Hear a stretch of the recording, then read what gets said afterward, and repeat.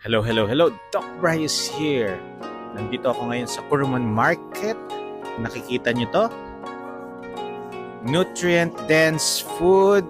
Nako, yan ang plan namin ni Mami Ellen. Bibili kami niyan. Lulutuin sa aming Airbnb. Home-cooked meal. Kahit nasaan kayo. As long as may lutuan, syempre. And whole foods, nutrient-dense. Tamang-tama sa ating mga naglo-low carb.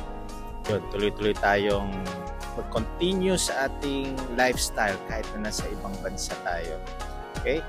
Ibig sabihin yan, lifestyle modification, eat real foods, chew your food properly 20 times or more before swallowing, and syempre, if you are already full, stop na ha.